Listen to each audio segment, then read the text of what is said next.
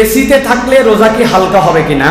প্রিয় ভাইয়েরা, এসিতে থাকলে আমাদের জন্য রোজার কোনো সমস্যা নাই, আমরা এসিতে থাকতে পারি, এসিতে অবস্থান করতে পারি, বরং রোজার কষ্ট লাঘবের জন্য এসিতে থাকলে আমাদের জন্য কোনো গুনাহ নাই। ডাইরেক্ট বলা যাবে না, কিন্তু কিছুটা বোঝা যায় যে সুন্নার আমলের কাছাকাছি। সাহাবী বলতেছেন, নবী করিম সাল্লাল্লাহু আলাইহি সাল্লামকে আমি গরমের কষ্ট নিবারণের জন্য মাথায় পানি দিতে দেখছি। তার মানে গোসলের বাহিরেও অতিরিক্তভাবে নবীজি মাথায় পানি দিয়ে কষ্ট কমাতেন গরমের। তো আপনি এসির মধ্যে কি জন্য আছেন? গরমের কষ্ট কমানোর জন্য। তাহলে নবীর জন্য ডাইরেক্ট বললে তো সুন্নত বলতে পারবো না, কিন্তু এসিতে থাকলে কোনো সমস্যা নাই। আপনি চাইলে বারবার গোসল করতে পারেন, আপনি চাইলে মাথায় পানি দিতে পারেন, আপনার জন্য কোনো সমস্যা নেই, আপনি এটা করতে পারেন।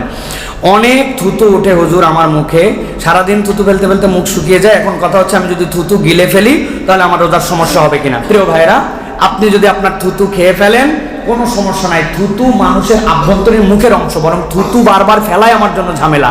এটা মেন্টালি আপনাকে তখন বারবার থুতু উৎপাদন করাবে।